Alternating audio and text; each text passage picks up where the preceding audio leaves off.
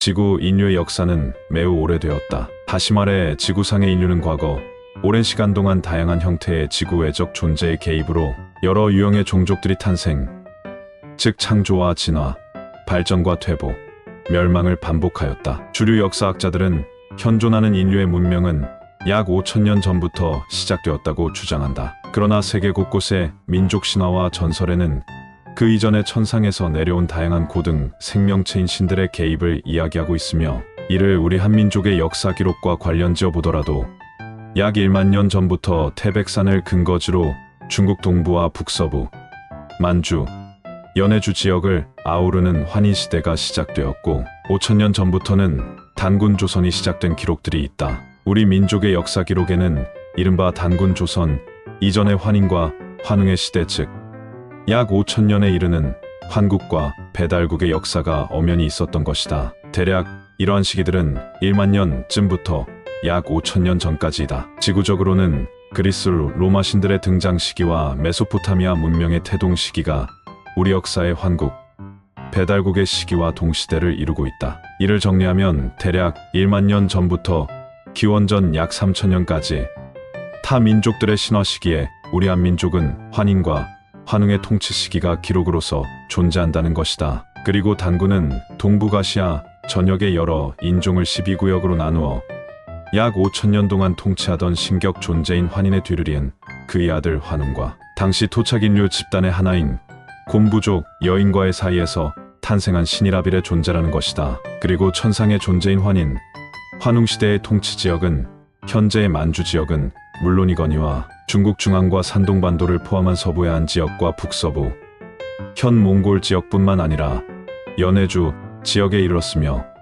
이 지역을 교화 통치하기 위하여 하늘에서 함께 내려온 존재, 즉 여러 부하들을 파견하였다. 이러한 기록들이 우리나라뿐만 아니라 중국의 다수 역사서에도 엄연히 나타나 있는데, 일제 식민사학자와 그 추종 세력들, 그리고 고대 이래 지속적으로 자행되어 온 중국의 역사 왜곡에 묻혀 있다는 것은 실로 안타까운 일이다. 이른바 신농시, 복희씨를 비롯한 중국의 고대 신들은 천개의 존재인 환인과 함께 온 존재들로서 환인이 세운 12왕국의 일부를 다스리도록 파견된 존재들이라는 것이 기록에 남아있다. 최근에는 자신들의 역사 왜곡을 감추기 위해 그간 발굴을 의도적으로 미뤄오던 고대 유물들을 대대적으로 발굴하여 역사 현장마저 조작하려는 시도가 이루어지고 있다. 이는 그들의 국부가 증대되고 국제사회에서의 입김이 어느 정도 통하는 시기가 됐다고 판단할 결과이다. 이른바 중국의 동북공정이 그러하다. 여기에서 중국과 일본의 역사 왜곡 야욕의 동기는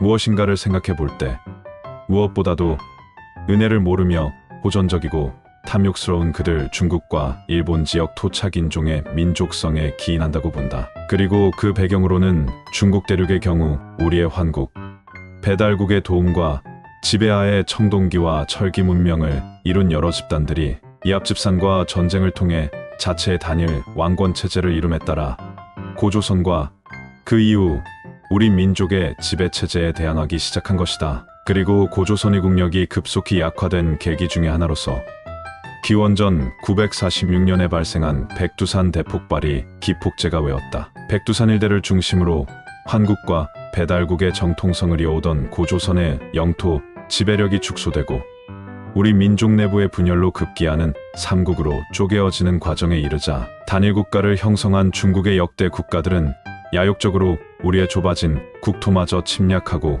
과거 역사를 왜곡하기 시작한 것이다. 이는 호해와 선의에 입각하여 계열사를 분리시켜서 독립성을 보장해 주었더니 급기야는 본사가 약회된 틈을 타서 과거의 은혜를 저버리고 본사를 무력화시킴은 물론 적통성마저 왜곡하여 자신들이 종주였다고 우기는 모양과 비슷하다. 다시 말해 자신들의 범법을 덮기 위해 대중들에게 상식과 공정, 법치를 외치는 모렴치한 집단과 같은 심리이다. 이러한 시도는 다양한 역사서 조작으로 계속되어 왔으나 지상과 지하의 유적만큼은 어찌할 수 없어 의도적으로 숨기거나 발굴하지 않고 덮어 채로 지내오다가 근래에는 자신들의 국가적 부가 축적되고 국제사회에서의 입김이 다소 강해진 시기에 맞추어 동북공정이라는 국가정책을 세워 이러한 역사적 유물 유적마저 조작하려는 시도를 하고 있는 것이다. 동북공정이란 중국이 고대 유물을 발굴하여 연구하고 분석할수록 우리의 환국과 배달국,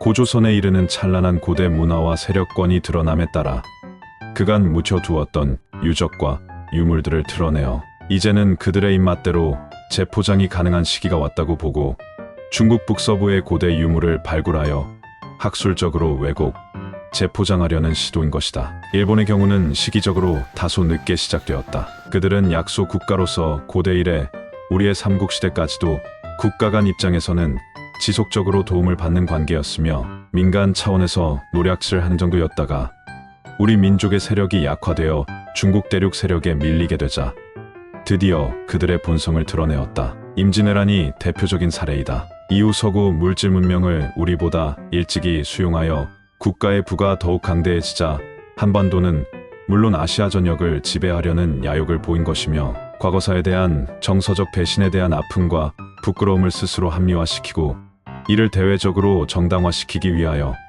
우리의 과거사를 송두리째 왜곡한 것이 식민사관이며 이를 이어받은 식민사관의 학자들이 일본뿐만 아니라 국내에서도 지금까지 주류 역사학자로 이어지고 있음은 참으로 안타까운 일이다. 지금까지 내용을 시청해 주심에 감사드리며 이유는 일본과 중국의 몰락의 원인과 그 시기를 논리적으로 설명하는 기회를 마련하겠습니다. 특히 향후 10년 또는 25년 이내에 후지산이 폭발하는 원인을 전혀 새로운 각도에서 논리적으로 설명해 드리겠습니다. 바닷물이 싱거워지고 붉은 달이 뜨는 어느 저녁을 즈음하여 후지산은 고통에 몸부림치며 피를 토하리라. 그 후 이 세대가 가기 전에 중국 동부해안의 공업지대는 물에 잠기리라. 후지산은 10년을 기다리지 못하며 상해는 30년을 못 참으리라. 구독과 좋아요는 다음 영상의 원천입니다.